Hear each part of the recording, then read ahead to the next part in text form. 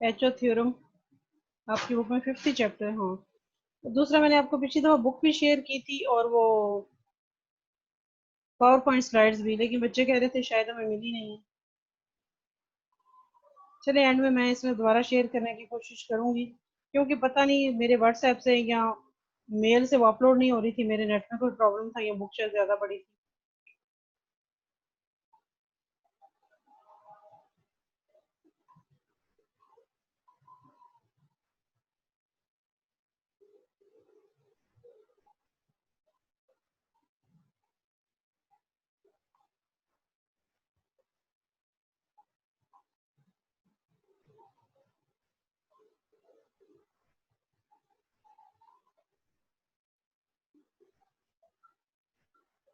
Screen मैंने आपके साथ शेयर की है, मेरे ख्याल से अब आपको नजर आ रही होगी, अगर नहीं किसी बच्चे को नजर आ रही तो ठीक है। तो ये एचओ थ्योरम है, हमने इसको कुछ इंट्रोडक्शन क्लास में किया था, लेकिन फिर भी चूंकि काफी टाइम गुजर गया था, हम ये इम्पोर्टेंट थ्योरम है इसलिए हम इसको शुरू करते हैं। इस चैप्टर में ज़रा इसका इंट्रोडक्शन है, assumptions of the theory, factor intensity, factor abundance and shape of the production possibility frontier है, factor endowment and HO theorem, factor price equalization theorem and empirical test of HO theorem. ये सारी चीजें हमने इस chapter में देखेंगे। हमारे पिछला जो चैप्टर था उसमें हमने ये पढ़ा था कि trade is based on the comparative advantage. A nation which can produce a commodity more efficiently and more cheaply, it will export that commodity and it will import the other commodity. इस chapter में हमें extension है उस पिछले की। बच्चों, अगर मैंने आज आप लोगों पे ट्रस्ट किया और मैंने आपके सारे फंक्शन अनेबल किए हैं तो प्लीज प्रेजेंटेशन पे लाइनें मत लगाएं, अदरवाइज मुझे दोबारा आपकी सारे जो रिमोट हैं वो ऑफ करने पड़ेंगे।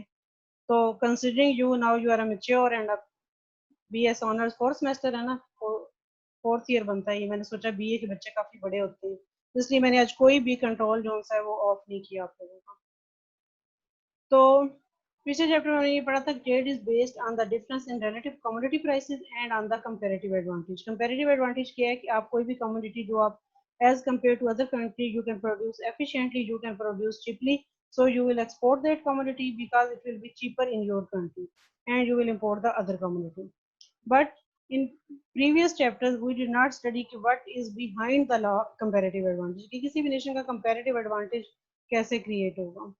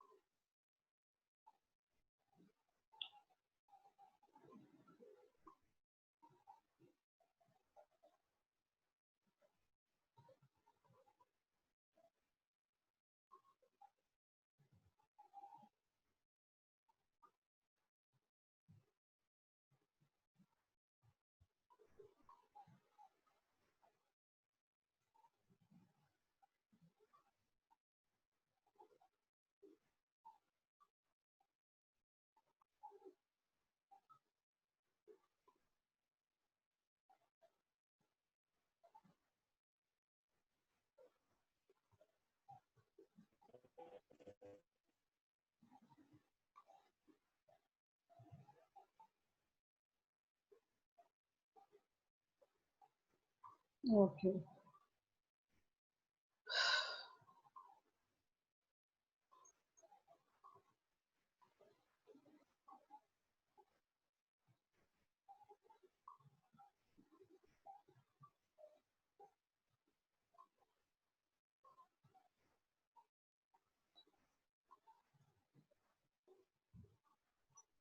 assumptions हम पहले एचओ थ्योरम के पढ़ चुके हैं, लेकिन उनको फिर हम एक दफा रिवाइज कर लेते हैं। एचओ थ्योरम की assumption क्या है?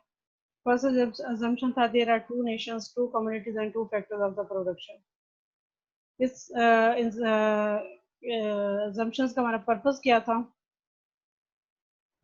कि use to illustrate the theory in a two dimensional diagram, कि टू नेशंस टू कम्युनिटीज होंगी तब टू डायमेंशनल डायग्राम या ग्राफ जो हम बनाते हैं उससे हम ये अपनी जो थ्योरी है उसको एक्सप्लेन कर सकते हैं। सेकंड अजम्पशन हमारा क्या था कि both nation use the same technology in production. Mean ये कि हम ये बेस करना चाहते हैं। बच्चों आपकी जो क्वेश्चन है चैट में पोस्ट कर दें, ये रूहान ताहिर वगैरह। एंड पे मैं आपके थोड़ी देर के लिए मुझे ये पढ़ा लेने दें, उसके बाद मैं आपकी बात सुनूंगी।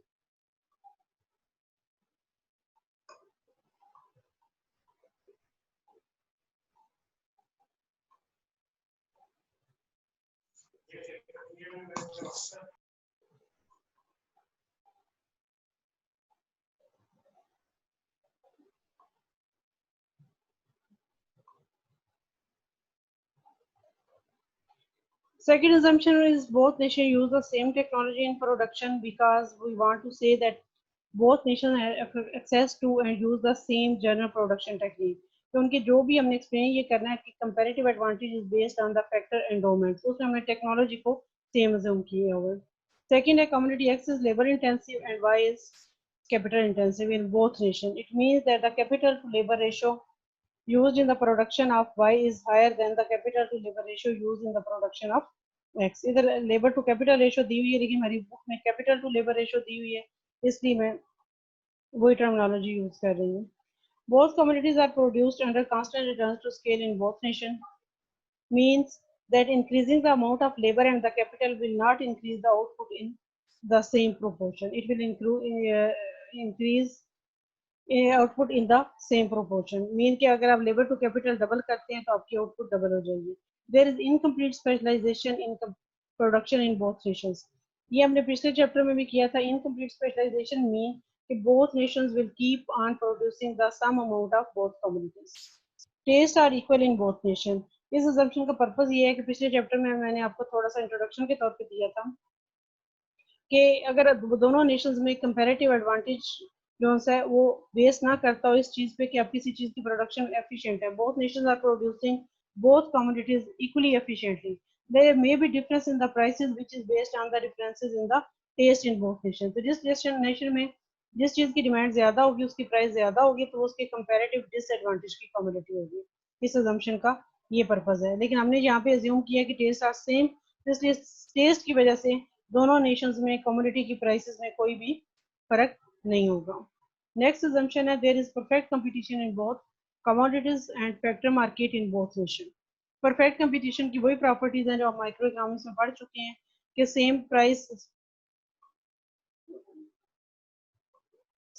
ऑफ फैक्टर्स ऑफ प्रोडक्शन उस मार्केट में भी, और same price of the commodities. ये इसलिए कि ऑल ओवर द कंट्री जो सी हमने ये अज्यूम करना है कि प्राइसेस जो सी हैं वो सेम है।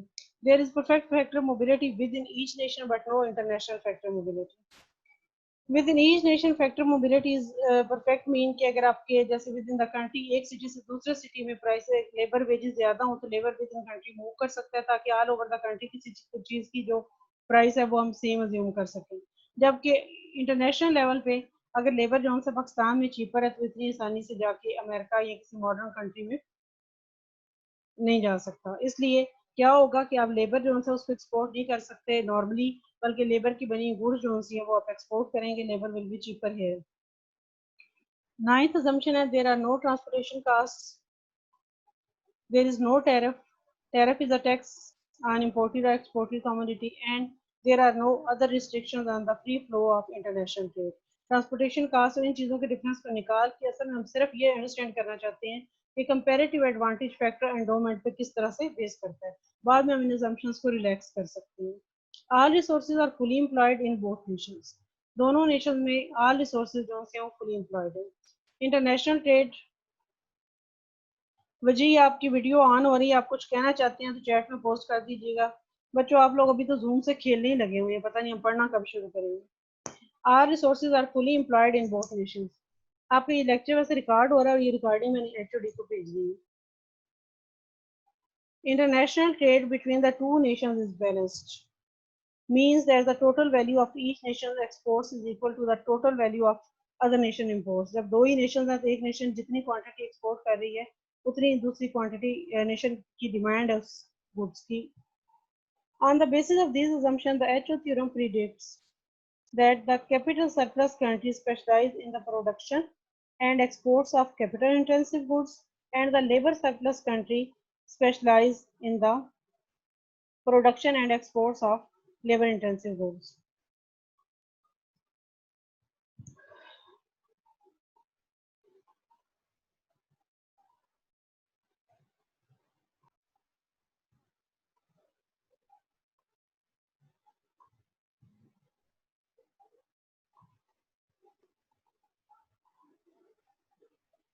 Next, to explain the HO theorem, we need to understand some terminologies which are factor intensity, factor abundance, and the shape of production possibility frontier. Factor intensity is with reference to the production of a commodity. Factor abundance is about the how much quantity, relative quantity of a factor a nation own.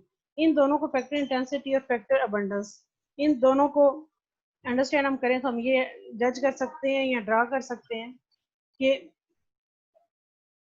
एक nation की production possibility frontier की shape क्या होगी.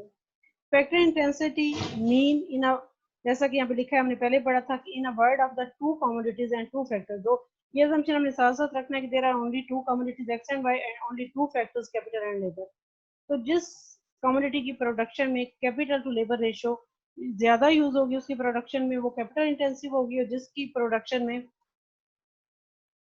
Capital to labour ratio relatively कम होगी तो वो labor intensive होगी. If production of Y requires 2 capital and 2 labor, their ratio will be K over L is equal to 1. If production of X requires 1 capital and 4 units of labor, ratio will be 1 by 4. So we will say that Y is capital intensive and X is labor intensive. Measuring capital and labor intensity depends on the capital to labor ratio rather than the absolute amount. Mean ये कि आपने ये नहीं करना कि दो commodities है तो आप गिन लें कि इसमें 4 मशीन है, इसमें 5 है, जिसमें 5 मशीनें लगी हुई थी वो कैपिटल इंटेंसिव है, ऐसे नहीं. उसमें सिर्फ आपने ये देखना है कि जिसमें हर मशीन के साथ थोड़े मजदूरों को काम करना पड़ रहा है और मशीनें ज्यादा यूज हो रही हैं वो कैपिटल इंटेंसिव है, और जिसमें आपको एक मशीन के साथ एक लेबर के साथ 4 मशीनें मौजूद हैं वो लेबर कैपिटल इंटेंसिव है, और जिसमें एक मशीन के साथ 4 लेबर लगे हुए हैं वो क्या है आपकी लेबर इंटेंसिव है. टोटल अमाउंट जो सी है किसी में 20 भी हो सकती है, किसी में 30 भी. आपने एब्सोल्यूट अमाउंट जो सी है उसको कंसिडर नहीं करना, आपने सिर्फ रिलेटिव अमाउंट जो सी है उसको कंसिडर करना है. आपकी बुक में फिगर 5.1 दिया हुआ है, ये इस तरह से नेशन वन में Y की प्रोडक्शन में कैपिटल टू लेबर रेशियो 1/1 है. ये नहीं कि 2 यूनिट ऑफ कैपिटल होंगे तो उसको यूज करने के लिए आपको 2 यूनिट ऑफ लेबर चाहिए, जबकि प्रोडक्शन ऑफ एक्स जो सी है इन नेशन वन उसकी जो रेशियो है वो 1/N है, 1/4 है. 1/4 का मतलब क्या है, एक मशीन के साथ 4 लेबर मौजूद हैं. मतलब कि नेशन वन में हमें पता चल गया कि Y is capital intensive and labour is और X is labour intensive. Nation two के लिए अगर हम चेक करें तो रेशियो है 4/1 for the production of Y. 4/1 का मतलब क्या है, 4 मशीन के साथ 1 लेबर रिक्वायर्ड है, जबकि X की प्रोडक्शन में कैपिटल टू लेबर रेशियो 1 है. मीन के 1 यूनिट ऑफ कैपिटल के साथ we need only 1 unit of labour. इसका मतलब ये है कि आपकी जो Y है वो नेशन वन में और नेशन टू में रेशियो वाइज अगर हम कंसीडर करें तो दोनों नेशंस में ये कैपिटल इंटेंसिव है, जबकि जो X है वो लेबर इंटेंसिव है. Nation 1 can produce 1x using 1 capital and 4 labor, and 2 Nation 2x using 2 capital and 8 labor. ये 1:1 रेशियो जो सी वो निकाली हुई है, ये हमने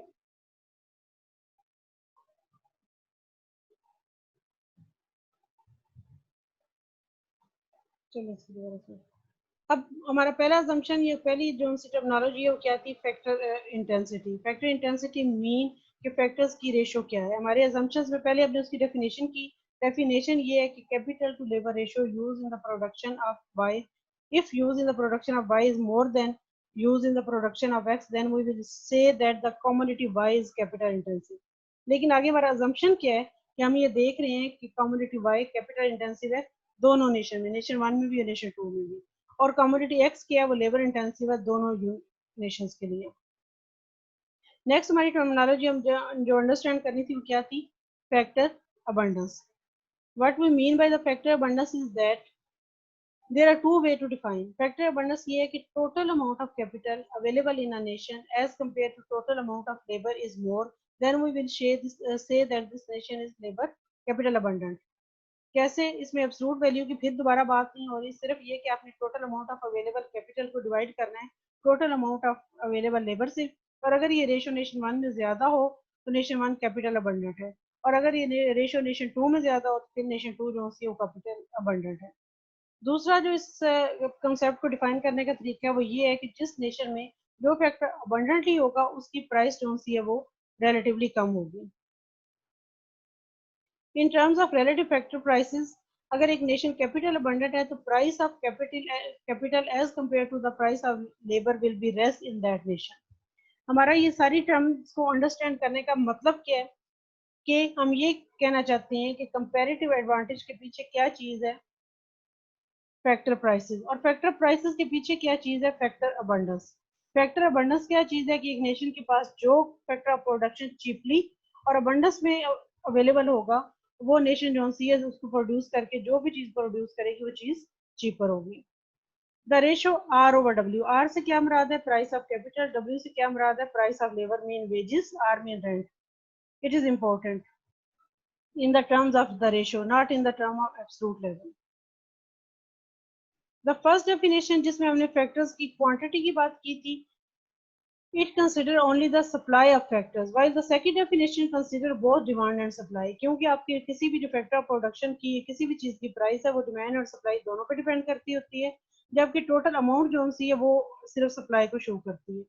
demand of factor of production is drive demand, so the price of the final commodity की जो भी डिमांड होगी वो डिस्क्राइब करेगी कि किसी भी गिवन फैक्टर ऑफ प्रोडक्शन की प्राइस क्या होगी।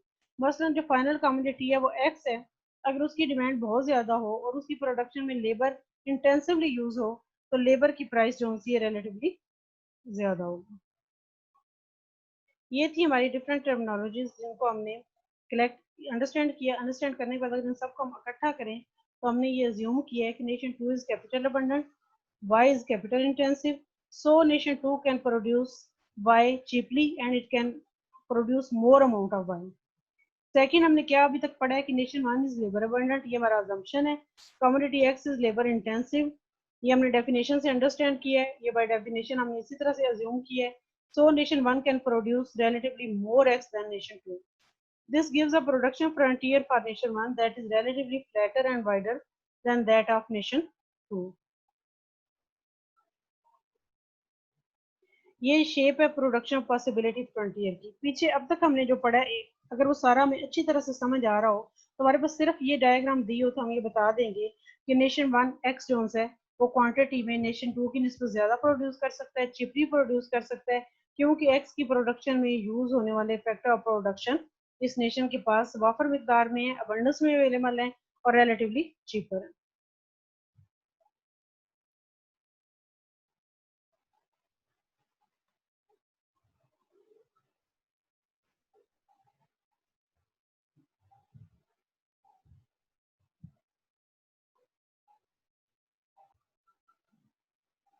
अब तक बच्चों हमने जो पढ़ा है इसको अगर आप बुक से भी एक दफा देखना चाहें, आपके पास बुक्स अवेलेबल होंगी, यहाँ आप इसमें से कोई क्वेश्चन पूछना चाहें।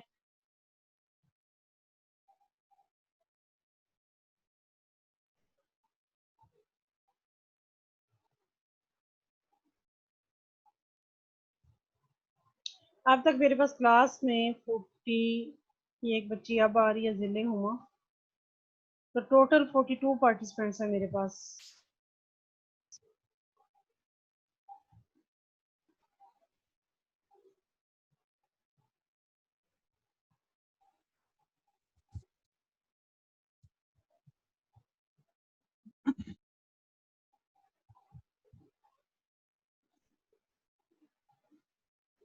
हमारी इस मीटिंग का टाइम खत्म होने वाला है और आप लोग इसमें से कुछ पूछना चाहें। आपने मतलब जिस तरह की मैंने आपको फर्स्ट क्वेश्चन उस असाइनमेंट में करके दिखाया हुआ क्विज टाइप है ये, तो उसको आपने बोल्ड करके टैली कर देना है जो आपको आंसर करेक्ट लगता है। तो आपकी गलतियां मैच नहीं करनी चाहिए, अगर एक ही सेम गलती सारे बच्चों ने की हुई तो इसका मतलब आप कॉपी कर रहे हैं।